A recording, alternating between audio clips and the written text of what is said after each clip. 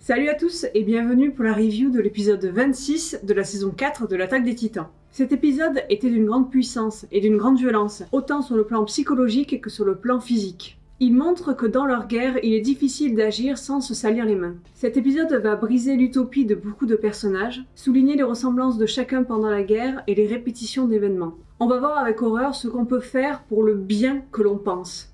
Il va y avoir des parallèles intéressants par rapport aux saisons précédentes, mais pour en parler, on va tout de suite passer à la partie spoiler.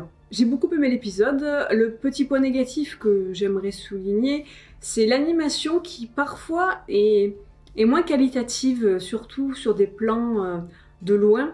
Je ne sais pas si c'est les animateurs, comme on arrive vers la fin de saison, qui avaient moins de temps, mais si vous mettez pause, parfois vous pouvez voir que les visages sont un petit peu faits à la va-vite, sont très abstraits, il n'y a que des traits comme ça. Je trouve que c'est un peu dommage, mais après, est-ce que c'est les dessinateurs qui avaient moins de temps? Je ne sais pas. Surtout au début de l'épisode. Après, je l'ai moins remarqué.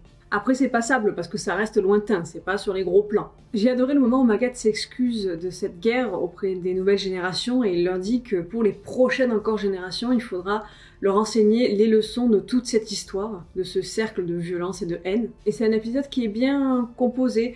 Au début, on a Reiner et Annie qui dit au groupe d'Armin, en clair, vous n'avez pas à vous salir les mains si vous voulez et à tuer vos anciens camarades.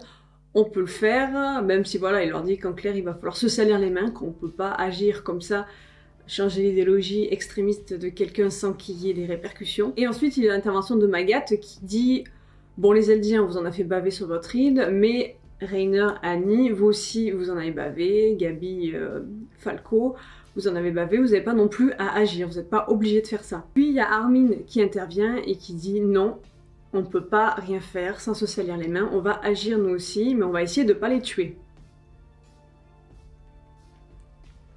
On retrouve ensuite Frock. Bon, moi c'est un personnage que j'apprécie pas trop, je le trouve très agaçant, même s'il a une place importante. Le moment où Armin il se prend une balle dans la tête, il est intense, j'ai fait un petit sursaut. On est toujours surpris quand on voit un de nos héros se prendre une balle dans la tête, après on se dit « Ah mais c'est vrai que c'est un titan, il peut se régénérer, tout ça. » Mais c'est surtout la suite qui est horrifique, c'est Armin avec ses dents pétées, sa bouche ouverte ensanglantée, avec son regard vide et terrifié de savoir ce qu'il faut faire ou non. Et c'est une image qui va me marquer là, cette Armin saisie par la guerre et par l'effroi de devoir tuer ses camarades. Encore une fois, elle doit penser à Erwin, du fait de culpabiliser parce qu'on l'a choisi lui plutôt qu'Erwin.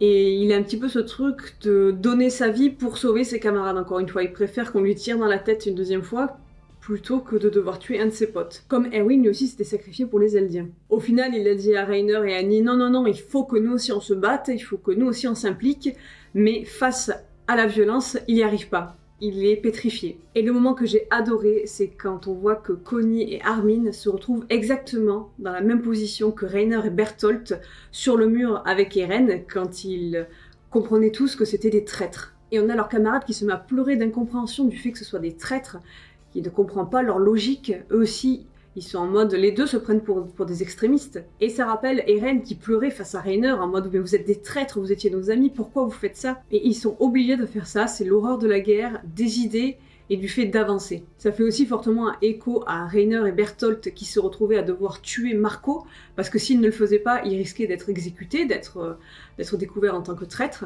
D'ailleurs, l'Eldien qui est en face de Connie ressemble un petit peu à Marco. Je pense que l'auteur a voulu souligner vraiment la ressemblance. Et il y a ce moment intense, voilà, avec Connie qui doit le tuer, mais qui arrive pas. Il repense au moment qu'ils ont passé tous les deux, tout ça, c'est son ami.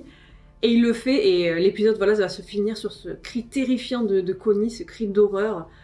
Et j'ai vraiment eu une fin d'épisode aussi malaisante et terrible.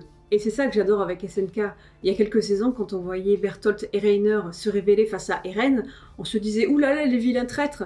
Et là, on voit ces héros que l'on suit depuis le début se retrouver exactement dans la même position que Reiner et Bertholdt. Eux aussi, ce sont des traîtres au final. Encore une fois, où est le bien, où est le mal? C'est pas manichéen, c'est très intelligent, très bien réfléchi. Et on voit ce flash très fort de Bertholdt dans la tête d'Armin qui dit « Il faut que quelqu'un le fasse. Pour sauver l'humanité, on est obligé de tuer nos propres camarades. » Pendant la guerre, qu'on soit dans un camp ou dans un autre, on se retrouve obligé à faire des horreurs pour soutenir les idéologies que l'on pense bonnes. J'ai kiffé la double transformation de Annie et de Reiner, qui est très bien maîtrisée, très bien mise en scène. Ils sont quand même magnifiques et badass tous les deux. Ils nous font quand même de sublimes poses de Power Rangers. Moi, quitte à revenir avec classe, j'aurais fait un dab titanesque. Rien à foutre. C'est super de les revoir en action, et en plus, ils maîtrisent quand même bien leur équipement, hein. Ça fait un petit moment qu'ils l'ont pas utilisé. Moi, à leur place, j'aurais été Georges de la Jungle, je pense. Direct. Dans le mur. En conclusion, c'était un bon épisode, mais j'aimerais que le rythme s'accélère encore. On a eu les transformations des deux titans qui ont un petit peu redonné du piment. J'aimerais que ça s'accélère, même si on a eu notre dose d'horreur et de violence. C'était juste horrible de voir les héros qu'on suit depuis le début se rendre compte qu'ils sont eux aussi des tueurs et qu'ils sont capables de tout pour sauver l'humanité. Et encore une fois, de super parallèles par rapport au passé. Pour résumer l'épisode, on pourrait dire la citation de Yelena: la violence est inhérente à l'homme. N'hésitez pas à me dire ce que vous avez pensé de l'épisode dans les commentaires, abonnez-vous, lâchez un pouce bleu, et moi je vous donne rendez-vous la semaine prochaine.